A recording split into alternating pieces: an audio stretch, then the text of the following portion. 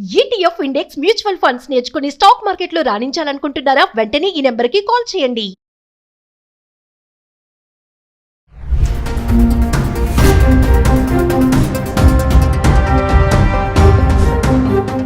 నమస్తే, welcome back to Suman TV. Present మనతో పాటు ఉన్నారు మేనేజ్మెంట్ కన్సల్టెంట్ సంపత్ సముద్రాల గారు. నమస్తే సార్. సార్, ఐటీ ఇండస్ట్రీ గురించి మాట్లాడుకుంటే ప్రజెంట్ మనం చూస్తున్నాం, కొన్ని వీడియోలో కూడా చేసాం మనం, లే ఆఫ్స్ గురించి. అంటే ఎప్పుడు ఉద్యోగం ఉంటుందో ఎప్పుడు పోతుందో తెలియదు. మామూలుగా గతంలో చూసుకుంటే ఐటీ జాబ్ అంటే ఒక క్రేజ్ ఉండేది. సాఫ్ట్వేర్ అంటే అమ్మాయిని ఇవ్వడానికి కూడా కొంచెం ఏమంటే పోటీ పడేవాళ్ళు. సాఫ్ట్వేర్ అబ్బాయి అని చెప్పేసి లక్షల్లో జీతం, లగ్జరీ లైఫ్ అని చెప్పేసి.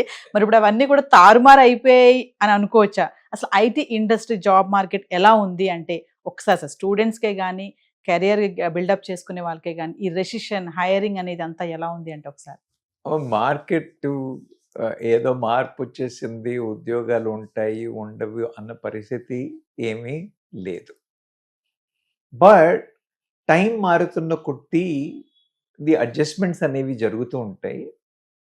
ఫర్ ఎగ్జాంపుల్, మేము ఉద్యోగాలు వెతుకుతున్న రోజుల్లో అబౌట్ 4 దశాబ్దాల క్రింద చూసినట్టయితే అప్పుడు government people were running for bank probationary officers, bank clerical exam, తర్వాత రైల్వే రిక్రూట్మెంట్ బోర్డు, వీటన్నింటికి విపరీతంగా పరిగెత్తే వాళ్ళు. ఈ సాఫ్ట్వేర్ ఇవన్నీ లేదు, ఆ కాంపిటేటివ్ ఎగ్జామ్ వీటి మీదే, మీరు ఎక్కడ పోయినా కూడా వీటి మీదే డిస్కషన్ ఉండేది.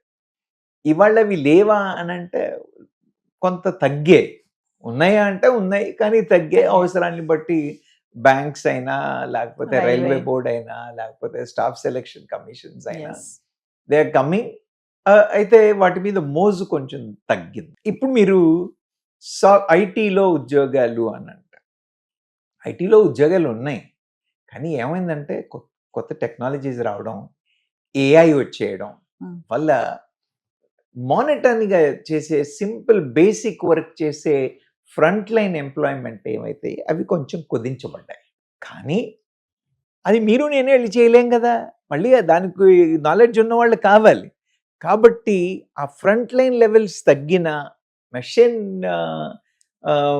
యూజ్ చేసే ప్రాజెక్టులు వచ్చినప్పటికీ కూడా వాటిని సూపర్వైజ్ చేసి వాటి నుంచి వర్క్ తీసుకోగలిగే నెక్స్ట్ లెవెల్ పొజిషన్స్ అనేవి పెరిగాయి. You understand? కొంత స్కిల్ ఉన్న వాళ్ళకి, నేను ముందు చెప్తున్నాను, run out of the mill అనే వాళ్ళకి ఉద్యోగాలు తగ్గాయి. కొంచెం స్కిల్ ఎక్కువ ఉండి కొంత అప్లై చేసి కొంత ఇది చేయగలిగే వాళ్ళకి, క్రియేటివ్గా ఉండి అప్డేట్ అయిన వాళ్ళకి, ఎక్స్ట్రా స్కిల్స్ పికప్ చేసి మేనేజ్ చేయగలిగే వాళ్ళకి ఉద్యోగాలు పెరిగాయి, ఉద్యోగాలు ఉన్నాయి. ఉద్యోగాలు ఉంటాయా? ఉంటాయి. వచ్చేస్తుంది, ఉద్యోగాలు పోతాయి అంటున్నారు. ఇప్పుడు ఫర్ ఎగ్జాంపుల్, ఇవాళ మన ముగ్గురం కూర్చుని we are doing this video shoot. ఇందులో ఇంకా మనం ముగ్గురం ఇన్వాల్వ్ అయి ఉన్నాం. తర్వాత ఏమంటారు, దీన్ని తీసుకెళ్ళాలి, ఎడిట్ చేయాలి, they're all human aspects are still involved. రాను రాను there may be a stage which will come, all this human involvement, but for the 2 people speaking, మిగతా బ్యాక్గ్రౌండ్ యాక్టివిటీని అంతా ఇంకా రిడ్యూస్ చేయడానికి అవకాశాలు ఉన్నాయి. మరి దాన్ని చెయ్యాలి అని అంటే కూడా మళ్ళీ ఐటీ వాళ్ళే చేయాలి కదా, అవునా? అలా ఇంకా ఎన్ని ఏరియాస్ ఉన్నాయి టోటల్గా ఐటీ అని యూజ్ చేసి కన్వర్ట్ కానివి. కాబట్టి ఇంకా అవకాశాలు దాదాపు ఇంకో 10-12 ఏళ్ల వరకు అయితే ఉద్యోగాలకి డోకా లేదు.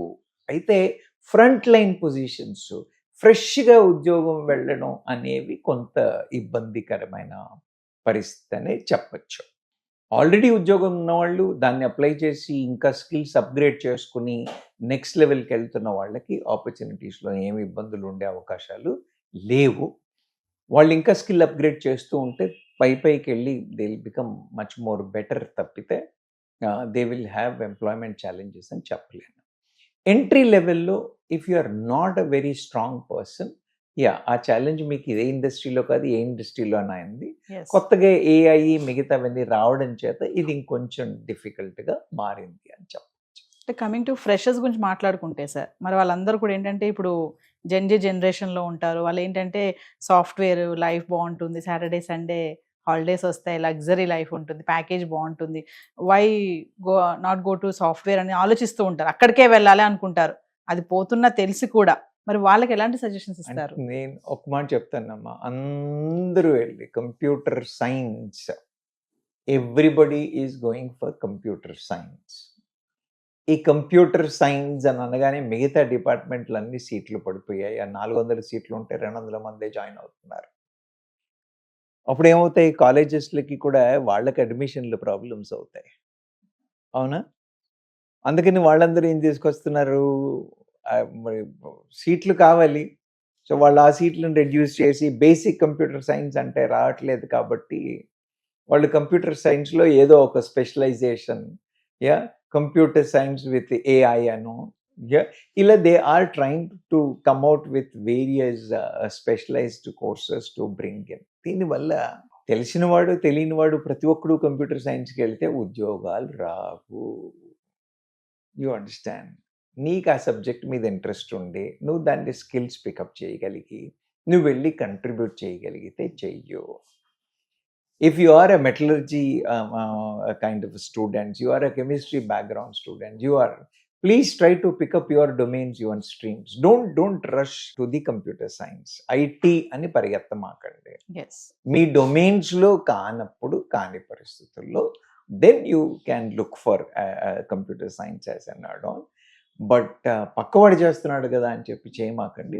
Times have changed, you will not have opportunity. కొత్తలో ఏంటంటే అవసరాలు చాలా ఉండేది కాబట్టి everybody was encourage to look into. ఇప్పుడు ఒక సాచురేషన్ స్టేజ్కి, ఒక సస్టైన్ స్టేజ్కి వచ్చాం కాబట్టి ఇప్పుడు అవకాశాలు తక్కువ ఉంటాయి. కాబట్టి until unless you are keen in that subject, you are expert in that subject, or you have lot of interest in subject, I don't suggest you need to go there. అంటే sir చదువుకునే టైంలోనే వీళ్ళు ఈ education పరంగా చూసుకుంటూ AI tools కూడా నేర్చుకుంటూ ఉంటే అప్డేట్ అవుతారు అనుకోవచ్చు అంటారా? అదే అంటున్నాను కదా నేను. ఇప్పుడు ఏ సబ్జెక్ట్లో మీరు ఏ సబ్జెక్ట్లో తీసుకున్నా కూడా 4-5 అడిషనల్ స్కిల్స్ అప్ స్కిల్ చేసుకున్నట్టయితే బేస్డ్ ఆన్, అంటే మనకు వచ్చే ఎంప్లాయర్ ఎలా వస్తున్నాడు, వాళ్ళ అవుట్లుక్ ఏంటి, వాళ్ళ రిక్వైర్మెంట్ ఏంటి, మార్కెట్లో ఇవాళ ఉన్న డిమాండ్ ఏంటి, ఏ సబ్జెక్ట్ బాగా నడుస్తుంది అన్న ముందు ఒక అవగాహన కావాలి. ఎందుకంటే ఇన్స్టిట్యూట్లో మనకి ఈ ఇంజనీరింగ్లో వీటన్నిటిలో ఇన్స్టిట్యూట్లో క్యాంపస్ ఇంటర్వ్యూసే అవుతూ ఉంటాయి కాబట్టి మన గత 2 ఏళ్ళుగా ఎలా వస్తున్నారు, ఎక్కడ సెలెక్ట్ అవుతున్నారు, ఎక్కడ రిజెక్ట్ అవుతున్నారు, ఎందుకు సెలెక్షన్స్ ఏ కాలేజెస్లో ఎక్కువ అవుతున్నాయి అన్న అవగాహన పెంచుకొని వాటి మీద స్కిల్స్ పెంచుకున్నట్టయితే ఖచ్చితంగా ఆపర్చునిటీస్ ఉంటాయి. కమింగ్ టు మన మాదాపూర్ గచ్చిబౌలి వెళ్ళామంటే అన్ని కూడా అక్కడ ఐటీ కంపెనీస్, పెద్ద పెద్ద కంపెనీసే ఉన్నాయి, చాలా మంది ఎంప్లాయీస్ కూడా ఉంటారు. ఒక పబ్లిక్ టాక్గా వెళ్ళినప్పుడు వాళ్ళు చెప్పినటువంటి మాటలు ఏంటంటే, నిజమే, ఎప్పుడు జాబ్ ఉంటుందో తెలియదు, ఎప్పుడు పోతుందో తెలియదు, పింక్ స్లిప్స్ ఎప్పుడు వస్తాయో మాకు అర్థం కావట్లేదు, చాలా స్ట్రెస్ఫుల్గా ఉంటుంది, టార్గెట్స్ ఉంటున్నాయని కూడా చెప్పడం మనం వింటూనే ఉన్నాము. అంటే నిజంగా ఇప్పుడు ఉన్న వాళ్ళకి సీనియర్స్, ఎవరైతే సీనియర్స్ ఉంటారో వాళ్ళని కూడా తీసేస్తున్నారని కూడా చెప్తున్నారు. నిజంగా అలా ఉంది అనుకోవచ్చు అంటారా? అంటే అమ్మా, ఇప్పుడు నేనేమన్నానంటే any company runs for a business. ఈజీగా వర్క్ కంప్లీట్ చేయగలిగే టూల్స్ వచ్చేసాయి అని అన్నప్పుడు they will look for it. ఆ టూల్స్ కూడా ఎవడో యూజ్ చేసే మనిషి ఉండాలి కదా. ఉండాలి. ఏ కొత్త టూల్ వచ్చినా దాన్ని మళ్ళీ మనిషి లేకుండా అయితే కాదు కదా.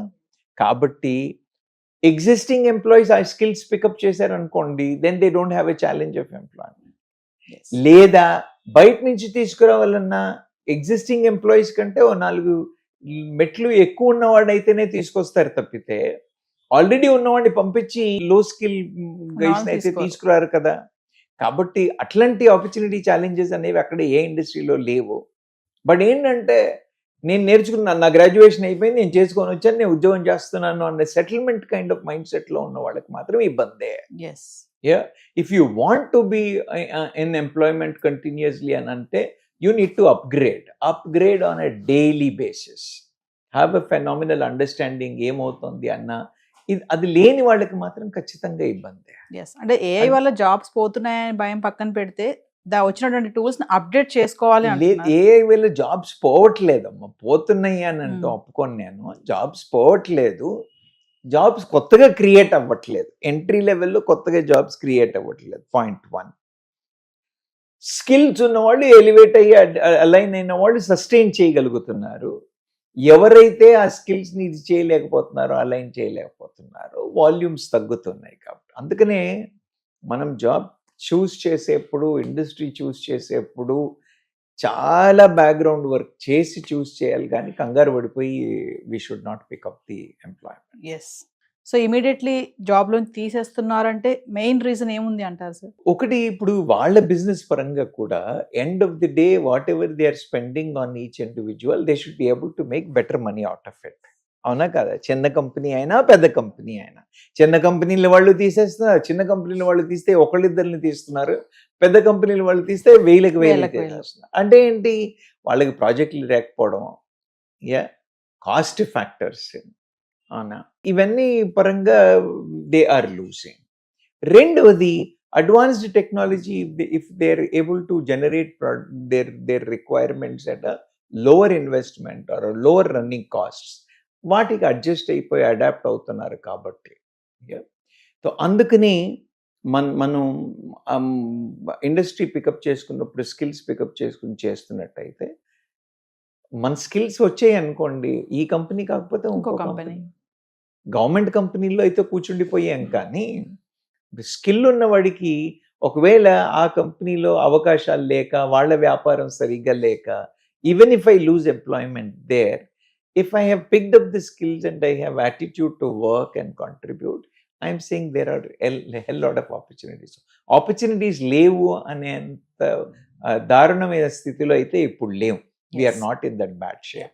సార్, ఐటీ సెక్టార్ వైపు వెళ్ళాలనుకునే యంగ్స్టర్స్కి మీరు చెప్పేటటువంటి సజెషన్ ఏమన్నా ఉందా? నేను అంటే చెప్పేది ఏంటంటే అమ్మ, IT, because somebody is doing IT or because somebody is talking about it, మా ఫ్రెండ్ యూఎస్ వెళ్ళాడు, వాడు న్యూయార్క్లో ఫోటో దిగాడు, నేను న్యూయార్క్ వెళ్తాను అన్న మైండ్ సెట్, లేదా మీరు చెప్పినట్టుగా ఐటీలో వెళ్తే నాకు 5 రోజుల పనే ఉంటుంది, అందుకని నేను ఐటీ చేస్తాను అనే ఉద్దేశం ఉన్న వాళ్ళైతే I suggest please don't take those areas, because you will struggle.